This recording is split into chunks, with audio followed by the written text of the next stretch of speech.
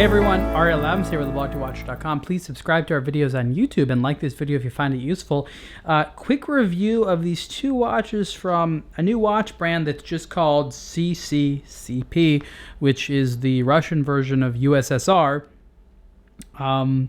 So, the interesting story, basically there's going to be a lot of different CCCP watches, and some of them, these limited edition models, are actually going to contain I guess what you could call restored Russian-made movements. So these are two of those limited edition models.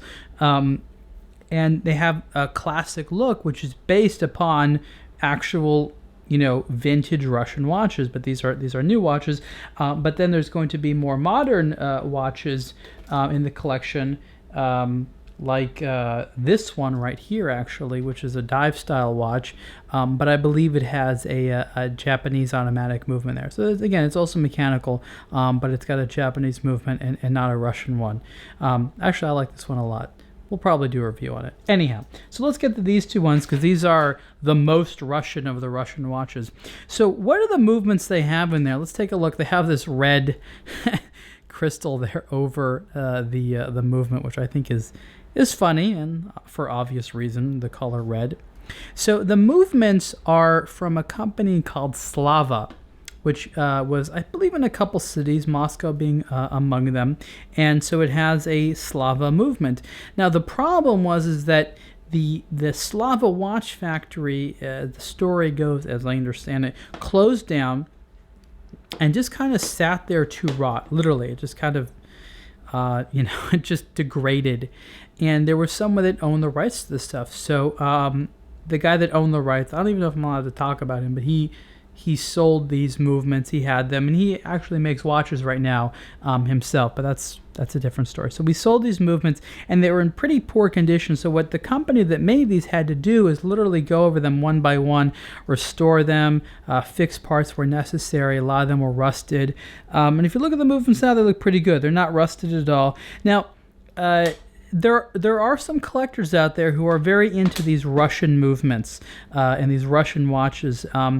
And Russian mechanical movements have a reputation for being built like tanks, but about as friendly to operate as a tank. So they're not super accurate, but they're very durable. So I don't want to use the AK-47 example, because those are apparently pretty good rifles. I'm not a gun expert, but those will put up with anything.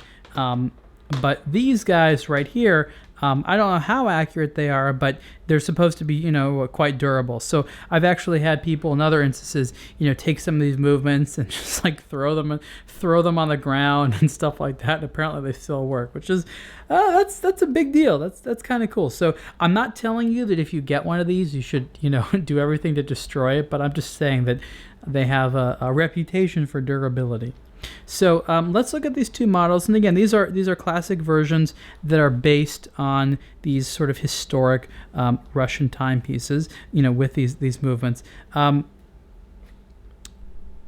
There we go, back in focus there. So it's cool, you have it's a special edition there.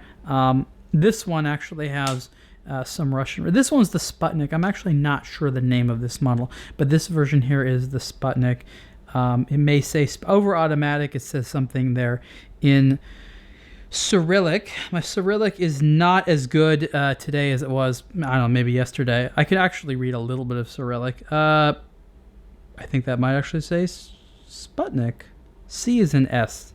Anyways, so this is the Sputnik 1. Kind of cool. It comes in this blue dial and a few others. I like that semi-skeletonized date there.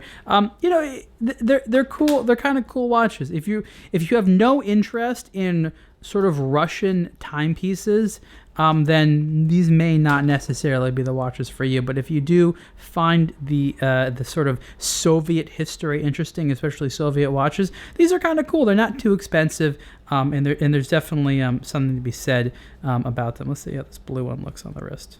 That's not bad. I like that. That's okay. So again, these are limited edition watches from the new brand CCCP, and these watches are in the $400 to $500 range, so not wildly expensive, and you'll be able to read more about this brand on aBlogtoWatch. Thanks.